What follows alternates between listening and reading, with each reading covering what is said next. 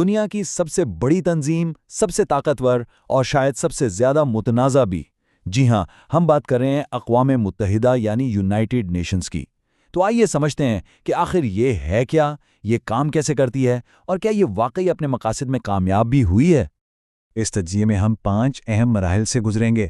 سب سے پہلے دیکھیں گے کہ اس ادارے کی ضرورت ہی کیوں پیش آئی، پھر اس کا تعارف اور اس کی ساخت کو سمجھیں گے، اس کے بعد اس کی کامیابیوں اور ناکامیوں کا جائزہ لیں گے، اور آخر میں بات کریں گے کہ آج یہ ادارہ کہاں کھڑا ہے۔ تو سب سے پہلے آئیے وقت میں تھوڑا پیچھے چلتے ہیں اور اس تباہی کو دیکھتے ہیں جس نے دنیا کو ایک عالمی ادارے کی ضرورت کا احساس دلایا۔ ذرا سوچیں، جب 20ویں صدی کی 2 عالمی جنگیں ختم ہوئیں اور دنیا لاشوں اور ملبے کا ڈھیر تھی، اس وقت دنیا کے رہنماؤں کے ذہنوں میں بس ایک ہی سوال تھا، سب سے بڑا سوال: ایک اور عالمی جنگ کو کیسے روکا جائے؟ یہی وہ سوال تھا جس نے اقوام متحدہ کی بنیاد رکھی۔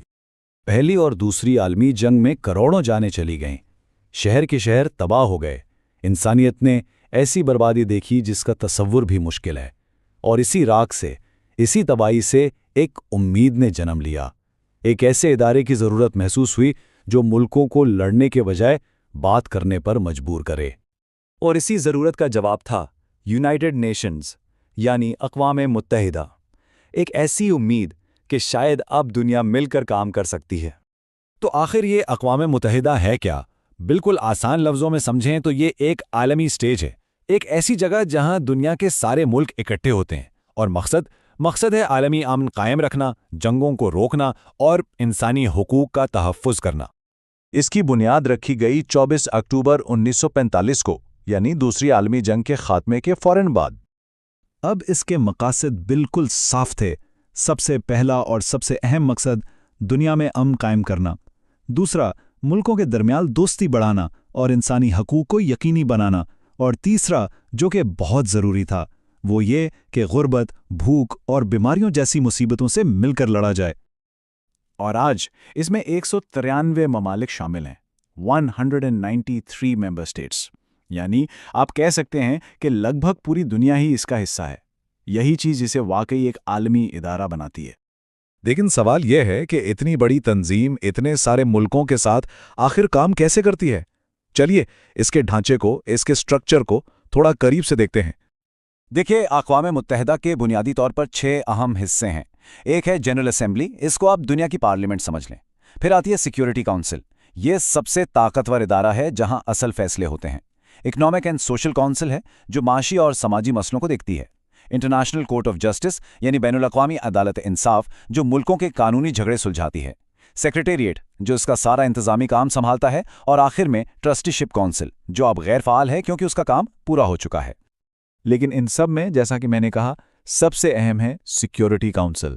اس کے کل 15 اراکین ہیں، 5 ہیں مستقل اراکین: امریکہ، برطانیہ، فرانس، روس اور چین، اور باقی 10 اراکین 2 سال کے لیے چنے جاتے ہیں۔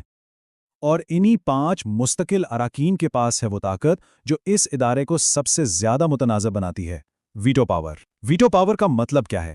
اس کا مطلب یہ ہے کہ اگر کوئی قرارداد پیش ہو اور چاہے 14 ممالک اس کے حق میں ہوں، لیکن ان 5 میں سے کوئی ایک بھی اسے نہ کہہ دے تو وہ قرارداد وہیں ختم ہو جائے گی۔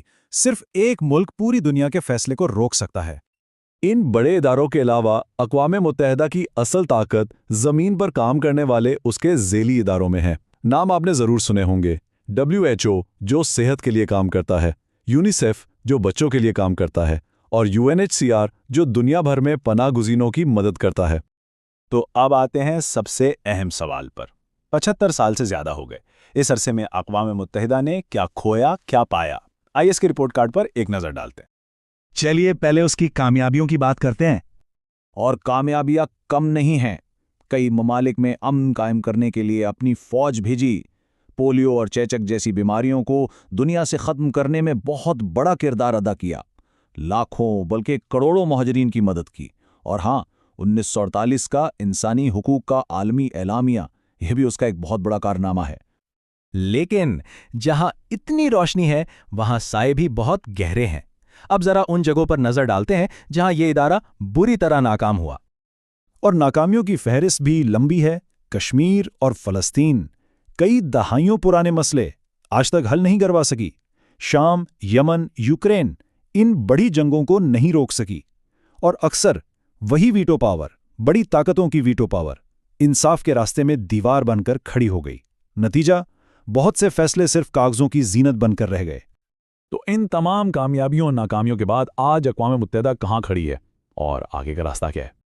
इस पर जो सबसे बड़ी तनकीद होती है वो इसके ढांचे पर ही है। कहा जाता है कि यहाँ सिर्फ चंद ताकतवर मुल्कों की चलती है, कमज़ोर मुल्कों की आवाज़ को इतनी अहमियत नहीं दी जाती, और सबसे बढ़कर वही वीटो सिस्टम जिसे दुनिया भर में गैर जमहूरी समझा जाता है।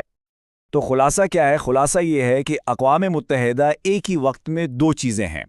ये दुनिया का सबसे बड़ा इदारा है, अमन और तरक्की के लिए इसकी ज़रूरत भी है, लेकिन इसके साथ ही ये भी एक हकीकत है कि ये अपने मकासद में पूरी तरह कामयाब नहीं हो सका और इसमें बहुत सी खामियां हैं।